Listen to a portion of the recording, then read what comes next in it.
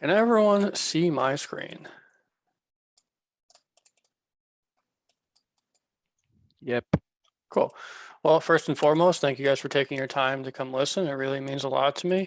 I hope you had a fantastic morning. So today, just quickly, just to kind of go over what we're going to go over today.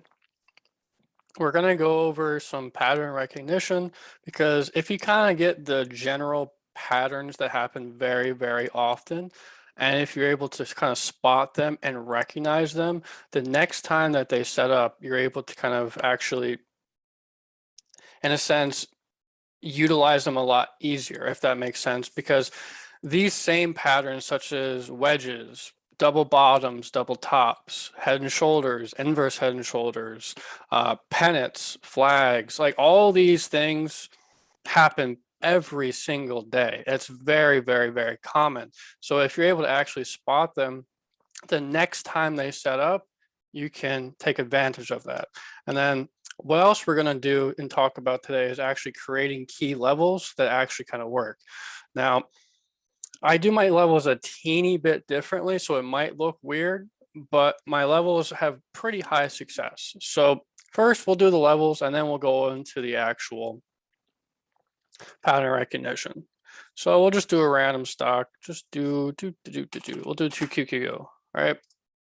Remove everything. So what I actually do for making levels, not many people do this. People usually do like the daily or maybe the 4-hour or even the weekly for the hard resistances and the hard supports. I usually go one step ahead of that, and I start on the 3 months. So I want the hardest levels possible, right? Now, just to take a back step here, most people will tell you, hey, you need 3 touches, like the general, I need 3 touches at this level to actually create a valid resistance or a valid support.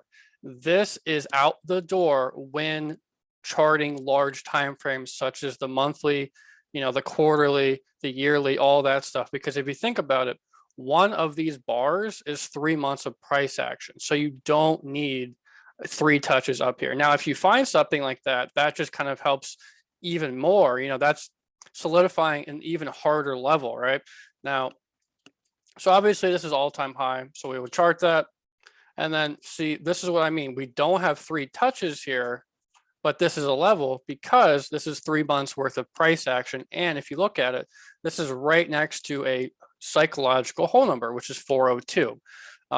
Psychological whole numbers matter quite a lot in trading. So if you ever realize and kind of look back on your charts that you see resistances usually at the dollar marks, such as 401, 402, 403, etc., and those hard resistances, vice versa, hard supports at the whole number, such as 10, 50, 100, that's why. It's literally human psychology, right? So kind of keep that in mind when making your profit targets as well.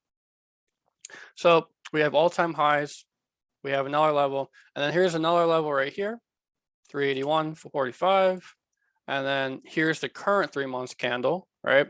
And then right there. So we pretty much just do all the different wicks, all the different 3-month wicks, right?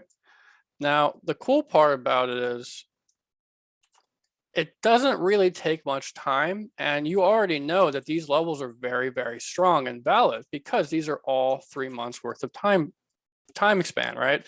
So then once I have all of these levels, I do the exact same thing, top-down analysis. I then go to the 2-month time frame, see if I missed anything, trying to clean up the picture because obviously there's a lot of gaps here, right? So then we just do the exact same thing, find the wicks, and then just chart the wicks, right? And then chart the in-betweens. Now, if you have anything lining up together, like overlapping, say like right here, for example, this is a pretty key level. So what I end up doing, here's another thing that people often don't do. So here's one way you could do it. You could do it like that and have 2 separate levels, right? Or that can sometimes clutter your screen because then you can have level, right? So that kind of clutters your screen. So something else that people don't really overly do very much is actually creating a zone, right? Because if you think about it, the level itself isn't all or none, right? Just because, say, for example, right here at 317.03. This is a support level. That doesn't mean that the price action is going to 100% of the time bounce at this specific level, right? It could come under by 10 cents. It could come above by 10 cents. Just because this support level is here doesn't mean that this is concrete, right? So you want to create a zone for yourself of a potential possibility of, in this case, a reversal, because the price action is up here. So this would then qualify for a support level, right? So what you would do is actually create a zone for yourself, because these two levels are very, very close to one another, and they're on a 2-month time frame. So clearly, basically 4 months worth of price action, there has been a shit ton of buyers stepping up right here. So you want to mark this. You want to understand that, hey, you know, if price action comes back down here, I want to know that there's going to be a lot of potential buyers stepping in right around this general region, right? Because if you think about it, now, if you don't do this, kind of just like a vice versa thing, what if you didn't have that box here, right? So what if this box wasn't here? So what's not to say you have this level, oops, wrong one, sorry about that. What's not to say you have this level right here and this level right here? What happens if the price action comes right between it, right? You don't have that chart yet, right? You don't have that, or say, for example, you usually do, you know, the 50-cent increments as well, right? So what if there's a price action comes right here in the middle, or right here, right there? So this way, you don't have to clutter your screen up with a shit ton of lines, and you have a general idea of, hey, if the price action comes within this box down here, there's a very good chance that there's going to be a high probability of a reversal, because we know historically that in the last pretty much 4 months of price action, right, it got bought up pretty hard, right? We came down here, we dipped, we got bought right back up. Came down here, dipped, got bought right back up. So we want to know this, and we want to chart this. So I would highly recommend starting to use zones instead of just hard pinpoint levels, if that makes sense. Because now you can only do these for certain aspects. So what I mean by that is, say, for example, like right for here, for example, this is too big, right? This, it has to make sense. Like for this came very, very close to one another, you know, clearly bounced off 2 separate times on a 2-month time frame. So this is creating a high probability zone of where, in this case, since price action's up here, this would mean buyers in this case are stepping down here, right? So this is where buyers will be present. It has to make sense. It has to be kind of near each other. Same thing here. We found this zone right here on the 3-month time frame, right? So if you kind of go back real quick, just to show you guys, we found this on the 3-month time frame. So down here, oopsie, right there. So right in this general area is another zone. So then you could do the exact same thing. If you want to do 2 lines, by all means. I personally don't. I feel like it's cluttering. So what I end up doing is I give myself a nice little box of, hey, you know, same exact mentality. This is very close to one another. So if the price action comes down within this box, there's a very good chance of a potential reversal and a bounce to the upside, right? So knowing that, what you would end up doing, so let me kind of give a hypothetical. Say, for example, price action comes down here, and it doesn't bounce, right? So there's no bounce whatsoever. The selling pressure is so extremely strong that you barely get a bounce. You might get a tiny bounce up and then just, you know, crash right back down, right? So what would happen is, since you know that this, and in case the support zone is very strong, you do not want to be opening shorts here. You don't want to be opening puts.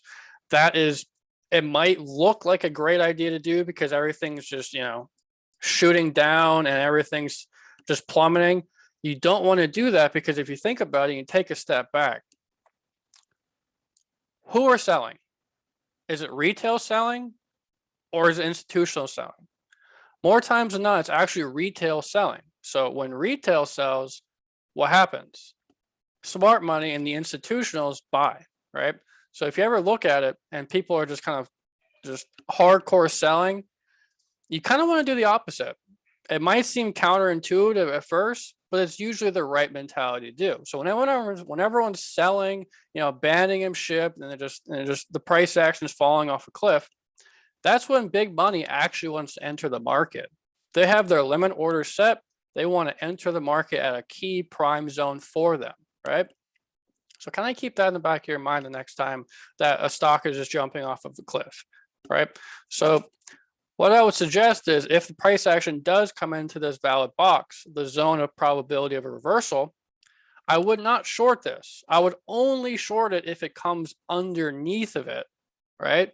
And then stays underneath of it, because it can come underneath of it by a couple pennies, right? Same exact thing. Just because it's at 317.03 does not mean that it's going to bounce at 317.03. It could bounce at 316.95 for all we know, right? It could bounce at 316.90. So as long as the price action is holding underneath this area and is then creating a pretty much a top shelf. So what that means is, if you're not familiar with regular support and resistance, so because the price action is up here, right, this then qualifies this as a support region. So then what happens is, say the price action is now down here, right, it came underneath this that was once a support region is now acting as a resistance region, right? So the exact same thing will apply. This area that was once a shit ton of buyers between pretty much 317 and 318 are now going to be a shit ton of sellers, right? So then you're able to then enter puts, you're able to enter shorts. And then the exact same mentality applies. I would not enter longs until we break back over this box, right? So this box is pretty much a reversal box of high probability. It could be a reversal to the upside and continue keep going long, or it could just pretty much continue flushing down to a next valid area. And obviously the next valid area, since we talked about this before, are whole numbers. So if we break below 317, guess where we're probably going to end up next? 316, 315. 314, 313, so forth, so forth. Those whole numbers matter quite a lot. So you want to always remember that, especially if you are trading indexes. You want to use these whole numbers as profit targets, right? So what I mean by that is, okay, say if I get into a trade here, I'm entering long at 318. Let's just say, for a quick example, where is my profit target going to be? My first target is going to be at 319, right? And then 320 will be a pretty strong level, because that's that's in a 10 increment. Usually, 400, 410, 420, 430, 450, etc. Those are the harder levels. If you kind of go back on your chart, these levels have held up more significantly, like the 300, 310, 320, 330, etc., etc., etc. So definitely keep that in mind when trading indexes. Is you want to use the whole numbers as profit targets. Also, 50-cent increments are also good times to trim. So if you're in multiple contracts, say if you're in, 5 contracts, you could take some of the money off the table so your risk is reduced at these 50-cent increments, and then take more money off the table at these dollar increments until you're pretty much satisfied with your profit or have no more contracts left, or the price action starting to reverse on you, any of those different scenarios. So that's kind of my spiel about zones versus hard levels, right? You want to find a zone that kind of makes sense. You want to have 2 levels really close to one another, and then you want to draw a zone in between, because that's going to create a very high probability area for you to potentially get into a trade or not get into a trade, depending on your specific bias at that time frame. It has to make sense though. Like the wicks in this case have to be close to one another. If they're, like when we showed down here, if they're super far apart like this is too wide, right? this is way too wide, and you want to find something that's tighter. It has to actually make sense. Now, just for sake of time, I'm not really going to chart down here because I don't really foresee QQQ dropping 50 points anytime in the anytime soon. So what we would do, since we have our short-term levels plotted pretty much on the 3-month and the 2-month, what do we do now? We do the top-down analysis, and we go right down to the 1 month, right? And then we see, okay, did we miss anything? Is there anything to fill in the blank, right? And then they do the exact same mentality. Now, we did find something here that could technically a little zone right here, because if you look, we found this level on the 3-month, and now it's being also validated on the 1 month. So same exact mentality. You could draw another little line here if you want to clutter your screen. Personally, I don't do that. I like to draw kind of little visual boxes for myself. So what that means is, okay, so in this case, since the price action is below it, this zone, this is then qualifying as a resistance zone, right? So when the price action is below something, it's resistance. And when the price action is above something, it's considered a support, right? Then you pretty much just kind of keep going on down. And if you notice, most of the levels that we're pinging here are kind of some major levels, like 380, 350. It's 5 cents off. 380, 350. That's a 50-cent increment. Same thing here. You could draw 2 lines, or you could draw a little zone. Boom, boom. So this way, you know that the next time this price action comes up in the 377 region, that there's probably going to be a fair bit of sellers, in this case, since this is a resistance area, between this area. So you already know pretty much beforehand that where the sellers and the buyers are going to be positioned on the chart itself, right? Same exact thing here. What you could do is, if you actually notice, if you kind of scroll back a bit, so we found the same exact level on the 3-month, right? So on the 1 month, we had price action very briefly coming over that resistance, get rejected. Very briefly coming over that resistance, getting rejected. So clearly, this is another area of interest that we want to chart. Now, you could chart 2 different lines, one here, or you could draw a zone of probability. So it's pretty much saying, okay, I'm going to incorporate this price action, the little bit of rejection right here, and this price action, the rejection right here, into the zone of probability, saying, okay, if it comes within this pretty much 40-cent area, I know that if I'm in calls, like say if I'm in calls down here, I'm going to be taking profit here because I know there's going to be a fair bit of sellers already waiting, right? Now, so let's say I'm not in a position. 2 other scenarios that you could do. You could only be trading above this. So basically, if this area got wiped out and is now controlled by buyers, you could go long. Or that's another scenario. Or the last scenario is if you're not in a trade yet, but you see these sellers stepping up at this area, you could go short here, right? You could actually go short right here and look for puts. And then your stop loss, you already know what your stop loss is. Your stop loss is right above this box. That's your stop loss right above. So in this case, you already basically have a predefined risk, right? Your risk is what? 50 cents for a potential, who knows how long, at least down to here, at the very minimum, because this is the next little area, right?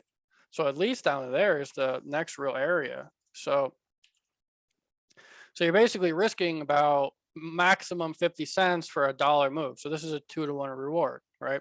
So anything above 2-to-1 reward is pretty much ideal. Obviously, if you can find 3-to-1 risk reward, that's great. But anything above 2-to-1 is perfect.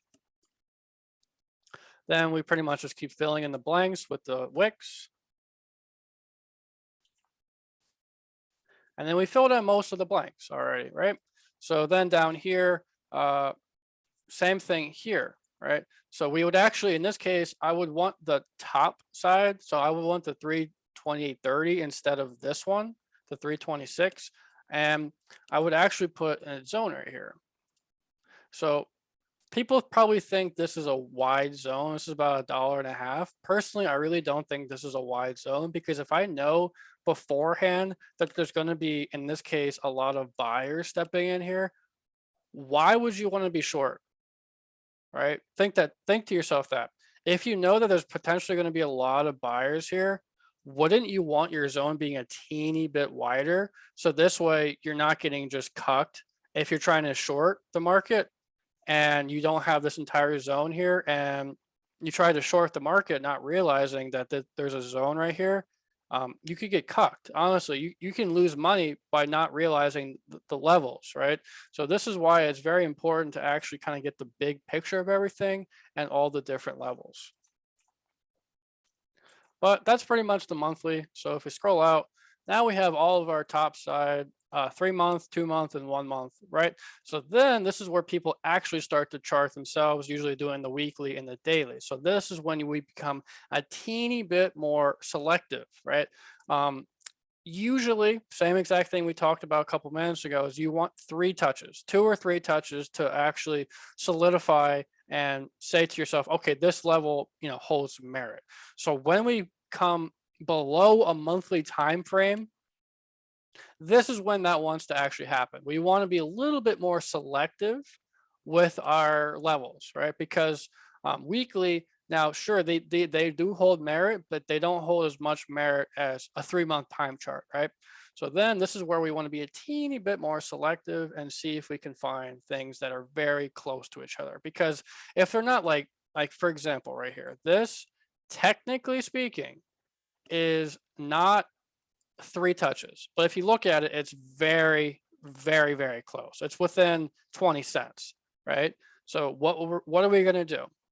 We're going to draw a zone right here because we came into this area 3 separate times and we got, in this case, we got bounced, we got rejected, and we bounced. So clearly this area holds significance, right? So in this case, since we're above the box is the price action is above the box, we're going to identify this as more of a support region, right? This is going to be more of a probability of buyers stepping in, right? Because the last time buyers stepped in, when we came down here, they stepped in very strong and very violently, right?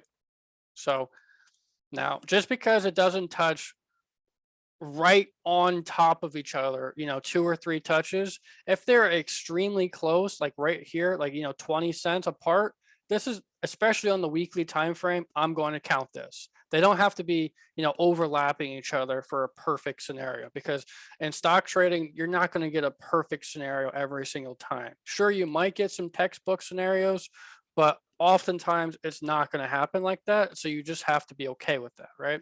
So in this case, there's 3 separate areas where we came, 3 separate times where we came into this area. So instead of drawing 3 lines, I'm just going to draw a box. So whenever the price action inevitably comes back down here, I know that there's a very strong possibility that buyers can step in right here. Then we try to fill in the blanks a little bit more, see if we can actually find anything that makes sense. Same exact thing right here. So this is 2 touches and they're off by what, 25 cents. So I would then do the exact same thing. I want to chart the whole number itself, the 366, and then I want to put the little zone right here. So it has to make sense, right? The wick is slightly above. It has to make sense. Whereas this, say for example, down here, this wouldn't make sense. This is pretty wide, right? It has to make sense. And then we kind of just fill in blanks, see if anything, makes sense, if anything actually matters. So obviously we're at $400. This is a huge psychological number. So we're going to chart the entire thing right here. So 398 right there, 398. 400, like these levels hold significant value. 395, 399. So in this case, this is how I would chart it. So I would pretty much chart it. I would want the significant 400. I would want the significant 398, And then here's one touch, and then here's another touch very, very close to it. So this way I have pretty much 3 different areas of where sellers can step into the market, right? And then up here, same exact thing, comes over briefly. So we just mark it, boom, boom, basically a what, 10 cent, 20 cent zone. Then see, this is where we become a little bit more selective. Now, this is another thing I like to do. So do one sec. Let me try to show a good example. So I already charted this one, but usually what I end up doing, so let's just say, for example, this level was not here, right here. Usually I like to chart the recent highs. So what that means is technically this was the recent high where we got rejected, recently, like the weekly candle where we start initially getting rejected and kind of start falling. So this, even if it doesn't have 2 touches, it ends up, it does have 2 touches right here. But if it doesn't, I still want to chart this because this is where we initially got rejected and we start to have a little of a downtrend and retracement. Same thing here. This is the current weekly candle. If this wasn't a level, if this didn't have multiple touches, I would still chart this right here, right? Because this is where we ended up finally starting to get, this is where a fresh area of where we start to get rejected and we start to retrace. Same exact thing. This is the current weekly candle. I would chart this if I didn't already chart it because this is where we just recently got picked back up. Now, you only want to do these type of scenarios on larger time frames. So what I mean by that is, say, for example, we're on maybe the 4-hour, right? So I wouldn't do this on the 4-hour. I like for this candle right here, I wouldn't really just chart this and this. Like you can if you're basically only a scalper, sure. But if you're trying to get like key levels and you're like day trading and swing trading, you don't really want to be doing that type of scenario with the smaller time frames. You only want to be ideally doing that for like the weekly candles, the current weekly candles, the current monthly candles, the current quarterly candles, so, something like that, stuff that actually kind of matters, not like the current 4-hour candle, right? So then if you kind of scroll out real quick, we have most of our levels pretty much already kind of pinned down besides just a couple different areas. So let's see if we can mark those up real quick. So here's where we initially got rejected and we started to have a massive downtrend. So I want to have that level as relevance. And then this is very close to it. So I'm going to draw the box of probability, right? So then same thing here. Where was it? Right here. 375, right? That level is going to hold a lot of merit. 375 is a psychological number. So if you look at it, we came over it really briefly and got rejected just a little bit. Then we came back and then we held it. And then finally, like 375 is definitely an area of where buyers and sellers are going to be fighting. Pretty much this general area, if you look at it, so from this wick, and this wick, just to kind of incorporate all of them. If you look, so we got rejected, we got bounced, and we got rejected, right? So definitely another little area that you can kind of keep on your chart. That's probably about what, 70 cents. So really not too wide. And then this one, since I don't even need 2 levels here, because I already know this is 0.50 increment, I don't need anything else to justify that because every 50 cents is a profit target. That's just how it is for any index. Kind of keep that in the back of your mind. 50-cent increments matter quite a lot. And then see if I can find anything else of actual merit. Here we go. Here's 2 touches, 1 touch, 2 touch, right? And then let's just go to the daily, see what else we can find. So if you look really quick, there's pretty much all of our levels besides a little bit of, gaps and a little bit of a gap. So then we can just try to find, this is where we want to be pretty selective. This because we're on the daily time frame. This is where we want to try to find multiple touches and see if we can actually kind of align nicely. So let me see here, one sec. All right. One touch, two touch, three touch, four touch, five touch, briefly over six touches. So this is a level, right? So then same thing. One touch, two touch, three touch, four touch. So this qualifies as a level.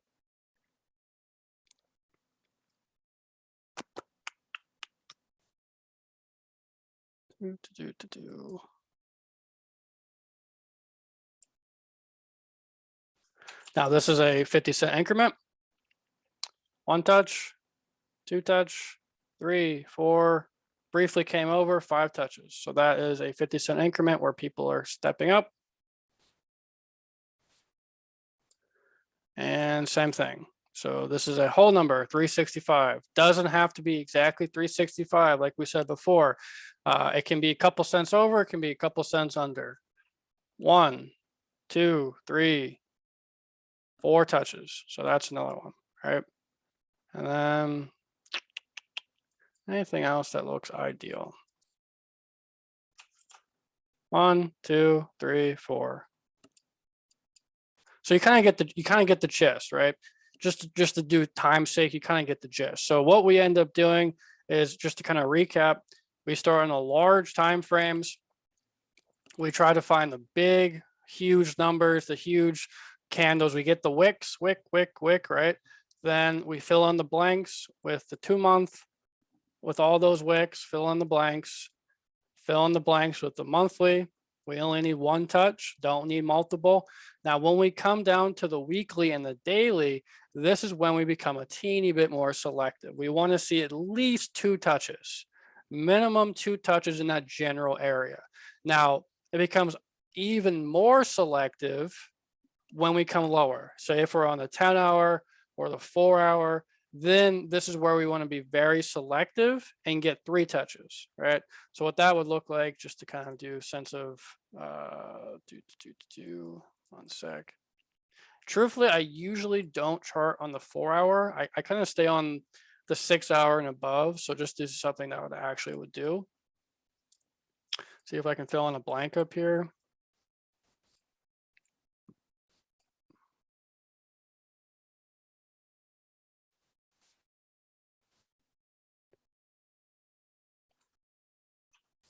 One, two, three, four, five, six, seven. Very, very close. So 8. All right. So you kind of get the gist. It has to make sense. So like, say, for example, we're on the 6-hour time frame. So you could do this type of stuff. So if you look here, there's nothing else. This is the only thing. So if we were on the daily time chart or the weekly time chart or the monthly time chart, that would be cool, right? But since we're on the lower time charts, it doesn't hold much merit, if that makes sense. Now, sure, we are 405.20, so this is definitely going to be an area of significance. An algo level usually is every 20 cents. So I'm not discrediting this area by any means. I'm just kind of showing you a specific example, right? So if you're on the smaller time charts, usually below 6 hours, and you only see one touch in that specific area, just understand it's not going to hold as much merit as the counterpart of 1 month time frame with one touch, if that makes sense, right? So kind of just keep that in the back of your mind. But then if you kind of go back to the smaller time frames, we have pretty much all of the levels, right? And then when say, for example, because a lot of you are probably day traders, you would then do kind of some cool tips you can do is, usually day traders care about the last couple of days of price action. So what that means is pretty much the entire week of price action, right? So then you would see, okay, did we miss any levels? Is everything, accounted for? If not, let me see if I can create extra levels around here, because as a day trader, as a scalper, or a short-term trader, I care about the last week's price action, right? So if I didn't mark anything, I'm going to try to fill in that blank if it makes sense, right? So here's one touch, here's two touch, 1, 2, 3, 4. Okay, yeah, so this is definitely an area. So we just create another area on the 4-hour because this is, you want to keep the stuff that just happened this week, especially if you are a day trader, you want that area pretty much relevant. You want these areas correct, right? Same thing with this. This is the rejection. How does this make sense? 1, 2, 3. Okay, 4 touches. All right, so this level also would be another area right there up top. And if you look here, this got rejected multiple times right around this 25-cent, 50-cent hold number. So I'm sure if I do something kind of like, just for sake of argument, how many times are we getting rejected here? 3 times. We got bounced. That's 4. 5 briefly came under. Yeah, so this level does hold significant as well. So you could do the exact same mentality that we did on the weekly, finding these zones. You can do these on the smaller time chart for intraday stuff if it makes sense. If you're getting lots of different touches in this area, you could draw a little box. Like this is only a 25-cent box, right? So now this is your level. So you then would draw, I'm not going to do this in this presentation, but we can do it in a different presentation. What you would do is your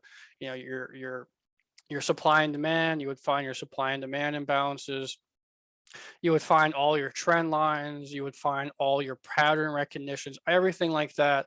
So this way you have a great idea if you're trading XYZ stock, what's going to happen, right? So, well, let me just answer the chat real quick. Do you use Heck and Ashy for charting support and resistance? Does it help or hurt? I'm going to be honest, I haven't really used those candle patterns very often. I have traded with them for the price action. I haven't actually charted with them, so I can't give you an accurate answer for that one, but they are useful. They are definitely useful because if you think about it, they actually help you with, in a sense, less fake outs, right? The only down part about it is not many people use them. So it's hard to kind of compare with other people. So if people aren't familiar with this is what they look like.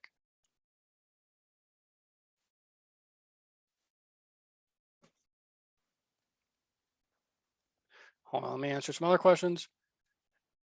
If the area of resistance is at 375, when do you want to make the call or put? When it breaks out of that psychological whole number? Yeah, absolutely. So let's just say we're going back up here. Okay, where were we? 375. So there's obviously tons of different examples and scenarios that could happen. So it really depends on where you enter. Where are you coming in at the time of the market? So like, are you coming in down here? Are you coming in up here? Like, where are you entering the trade at? Where are you coming in at? So if you're coming in down here and you see potentially, okay, we're getting some volume, we're breaking out, potentially I can enter calls pretty much above, let's just say this box, this tiny little box, because there is some resistance right here if you look. So let's just say, okay, I'm going to enter calls above this box, right? So then we already have our general profit target aligned already, right at 375, right? So if you're, and this is one scenario, if you're a buyer and you step in, you're going to buy the trade, go long, and you're going to take profit or most of your profit at 375 because that's going to be a pretty strong level, right? That's kind of one scenario. Let's just say you missed the entire run up, everything like that, you miss everything, right? But the price action's right here at 375. Then two scenarios. You wait to see how the price action responds to the 375 area. Are buyers stepping up or are sellers taking control, right? So if the sellers are taking control and we're not making higher highs, right? There is no longer any bullish structure at all, then you want to be opening shorts. And you already know your stop loss. Your stop loss is right above this box. That's your stop loss, right? And then you already know your profit targets. All these levels that we created, these are your profit targets, right? And then, so that's scenario one. So if the price action looks very, bearish and sellers are stepping up, that's what you would do. You would wait to come into this area and then short it out of the area, right?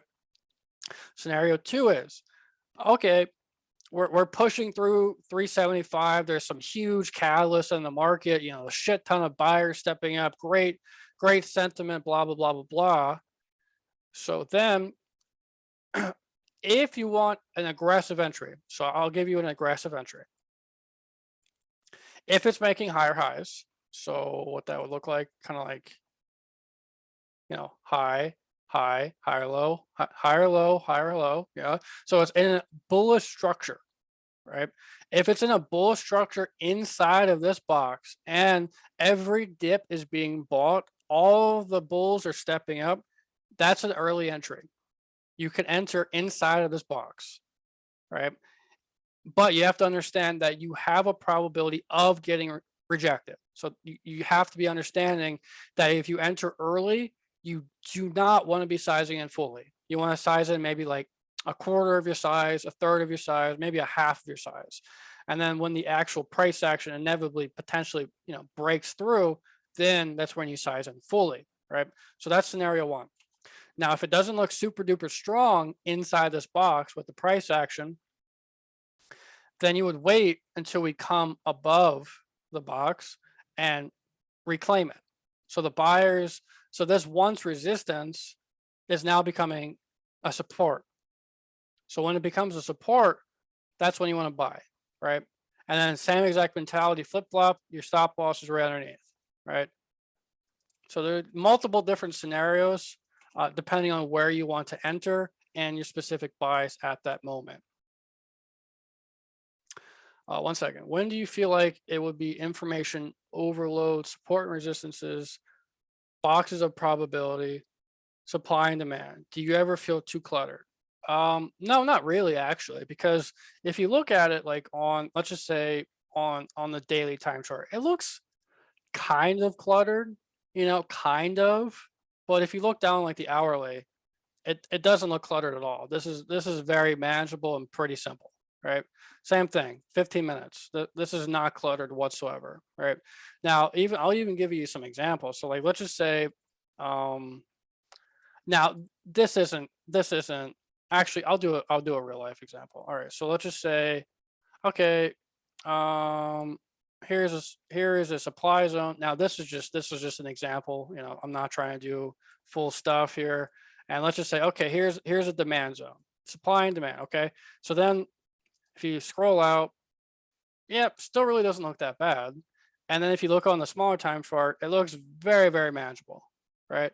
So yeah, it looks a little bit overwhelming on the larger time frames at first, but if you scroll down, it really is very, very manageable. So that's another reason why I like to do the zones of probability instead of a shit ton of lines, right? Because if I draw a shit ton of lines, that's when it gets very, very overwhelming. Because if you think about it, how many lines did I exclude here, right? I excluded at least what, 1, 2, 3, 4, 5, 6, at least what, 20 different lines on this chart right here, right? Now imagine 20 extra lines, right? So that's when it gets extremely cluttered. Does that answer your question?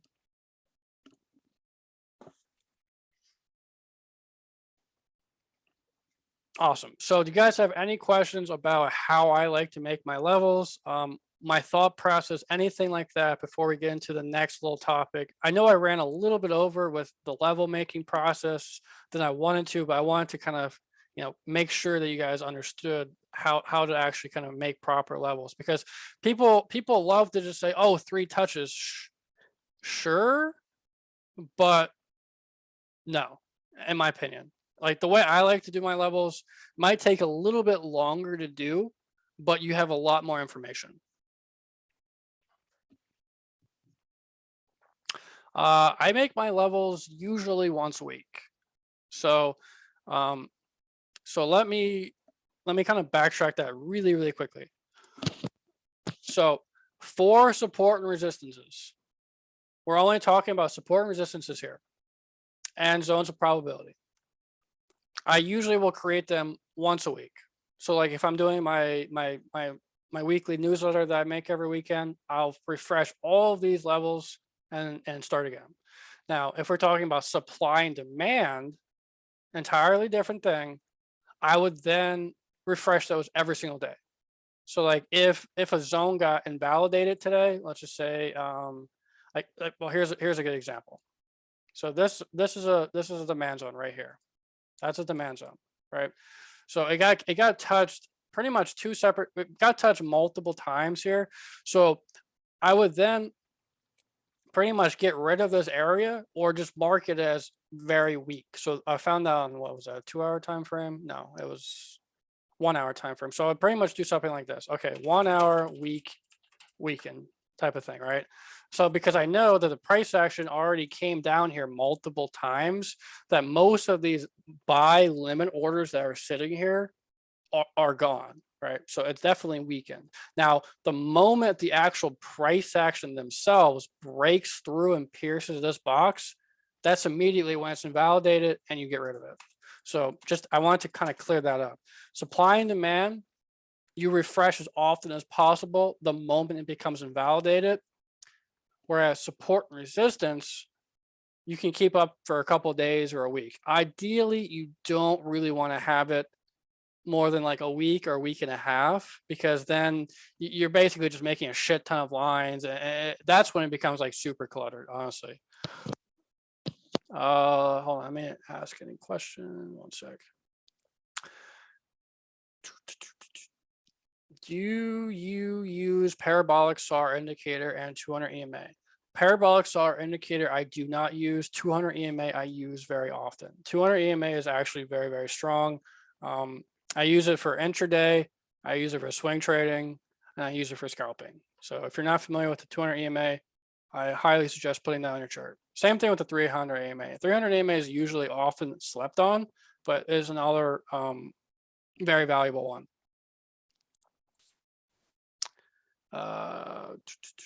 Best way to get supply and demand zones with the basing candle. So that's going to be an entirely different section. I'm just going to put this into the chat for you, because if you want to take the time, I did about a 30-minute presentation last week about supply and demand. So I'll drop that in the chat for anyone that's interested. I kind of went over how to do supply and demand levels and stuff like that. Because if I did that now, that would definitely take a fair bit of time. There you go. Anyway, so there's basically how I make my levels. So then let's go into the actual pattern analysis. So so there's a ton of different patterns. But we'll just stick to like the really simple basic ones at first. So first one we talked about is double tops. So this is a great example of how double tops don't need to look perfect, right? So what I mean by that is usually, double tops look kind of like that, something like that, like picture perfect. They look very clean, right? This is an example of a double top. If you look, here's a top, here's a top, here's the neckline right there, and then there's the huge downtrend, right? So just because it doesn't look picture perfect textbook doesn't mean it's invalidated. So like we said before, a couple minutes ago, you're not going to get picture perfect textbook setups every single time for your level making or your pattern recognition, but if it looks pretty similar, then you're good to go, because here's one obvious top and here's another obvious top, and which is thus creating the double top, right? And then as soon as it breaks, boom, boom, right? So that's one pattern to check out. Another pattern is, I did a couple here. because I didn't want to go too much in different time frames. So here's an example of a double top that failed. So just because a pattern's setting up doesn't mean 100% of the time it's going to work, right? So that's definitely some misconceptions. Oh, XYZ pattern is setting up, time to, go all in my position. No, not really, because here's a prime example of where a double top ended up getting pretty much ran right through, right?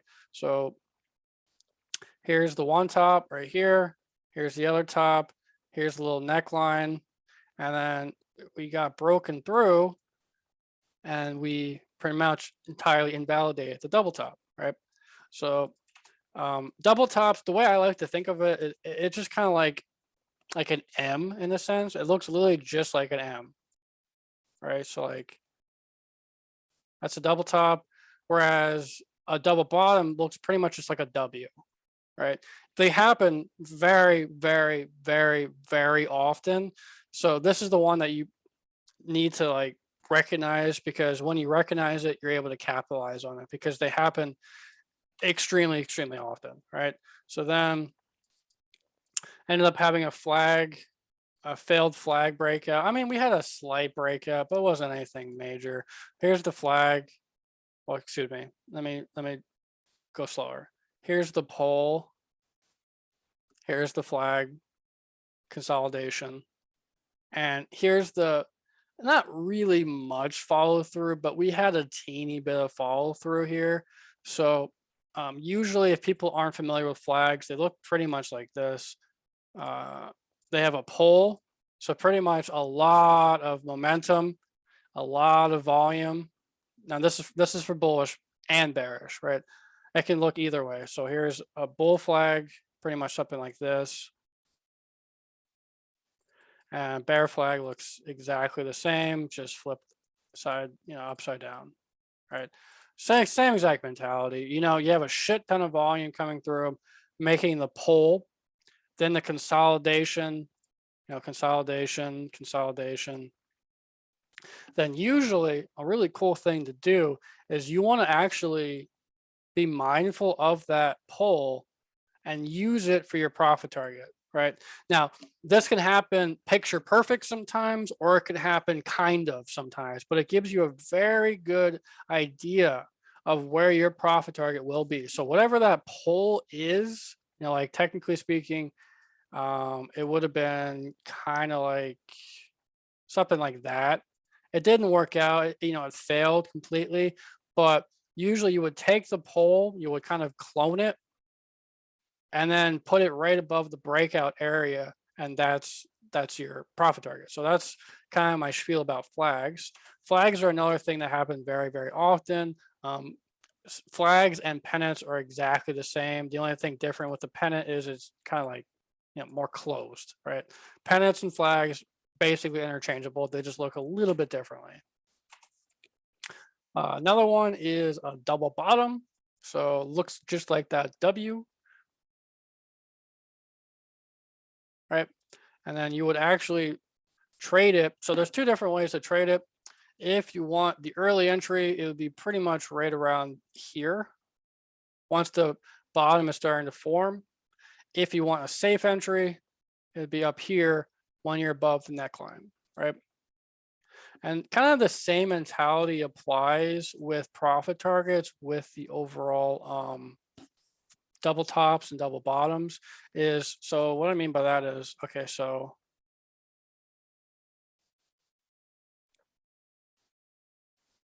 you clone this. So that W right here, like this little pretty much space right here, you can clone this and it becomes your profit target when it breaks out of the neckline. Kind of another little tip. What else did I draw? So here's an inverse head and shoulders that worked out. So if you look at it, so we have the huge down trim. We have the first little neckline forming. We have the coming up to the neck, we have the first little shoulders forming. We came up to the neckline. We then created the head, came back up to the neckline, formed another shoulder, and then broke right on out, right? This one performed even better because all you really need to do for this one is pretty much the same thing. This actually performed better, right? But if you look at it here, look what happened. That thing we just copied, the basically the implied move, look where it went to. It went right to the resistance here, right? So we ended up getting kind of rejected right here, getting a little consolidation, and then we went right back up. So these cloning your patterns are very helpful, because if you knew this beforehand, you could have potentially stayed in the trade a little bit longer and squeezed out some more profit. So that's an example of an inverse head and shoulder. They're a little bit harder to spot, but if you spot them, they work out pretty well, especially on the larger time frames. It's like, as you can see here, this went up, what is this, like 300 points. Now, I'm not going to say you're going to catch this entire move every time, but even if you catch a little bit of this is a fair bit of profit right here, right? So here's another example of a double bottom. Neckline. Didn't really do too much, did a little bit, didn't do a lot. We basically had a double bottom into a bullish, you could probably consider that a rectangle. So bullish rectangles, bullish flags, and bullish pennants all look exactly the same. Excuse me, they all perform the same, but they have a teeny bit of differences, like different structures in that case.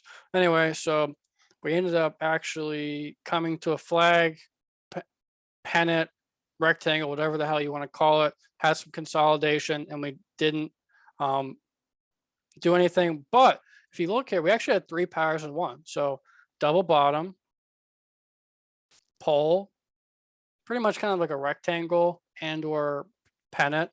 But look what here, we had another pattern inside. We had a double top, right? So this is why it's really key to have pattern recognition, because you can have patterns inside other patterns, right?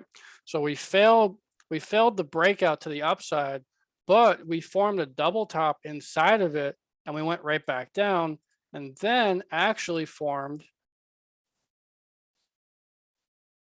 what is this? This is a bear pennant, right? So bearish pennant, broke out of the bearish pennant. Then what happened now? Came into a double bottom right into a double top, right? So as you can kind of see here, these patterns repeat themselves very, very often. Like right here, example, another one right here, bearish flag, down, right? Came into a double bottom, came into a bullish pennant. Then now this is what we're currently in. We're in a possible head and shoulders pattern if it ends up forming completely. So if you look here, here's the uptrend, here's the shoulder, here's the head, here's the here's the neckline, here's the secondary shoulders trying to be formed up here. And then if it forms and it's rejected, then we're able to go pretty much, maximum probably somewhere down here, give or take, which would make sense, because if you think about it, here's another little area of liquidity down here, right? So kind of keep that in the back of your mind to not be, fully bullish just yet, because we are potentially forming a head and shoulders pattern. If it works out, if it comes above, like up here, probably like above 460 or so, then that head and shoulders pattern is not really super valid anymore.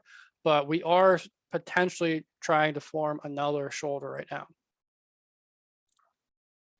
Could the right half of the head and shoulders also be? Yeah, let me see. I would honestly kind of maybe see this as a bear flag if you think about it, because if you see I'm trying to find a good time frame to look at that. It could be more of a wedge, or it could be kind of potentially a bear flag. I don't really see any bullish stuff here, bullish flags or anything like that. I would honestly consider it more of a bearish structure, but that's just me. Everyone sees different things, but that's just me personally. I see either a wedge or a potential bearish flag setting up. And on the larger time frames, I see a possible head and shoulders, because shoulder one, head, and possible shoulder two forming right around here. Does that make sense?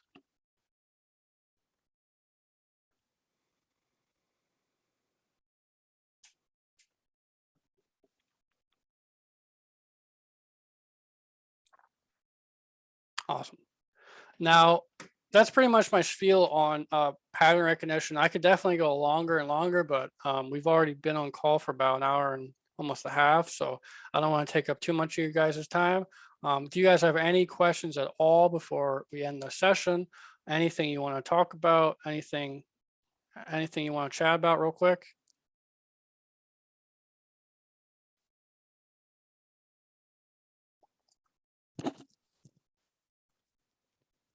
Awesome. So, well, I appreciate you guys for listening. I hope you learned some stuff. So I usually do these type of calls, educational stuff once a week. I'll have another one next week. So if you have any potential ideas that you want to see, anything you're struggling with, just send me a DM and a Discord. I'm always happy to help. Thank you very much. So I will send the link inside Discord. I'll give you guys like a 15 or 30-minute heads up, and I'll send it in Discord. And any advice on trading EMAs or SMAs, send me a message in Discord on DM, and we can talk about it personally. Thank you guys so much, and I hope you enjoy the rest of your day and have a great weekend. Thanks, Grub. Absolutely.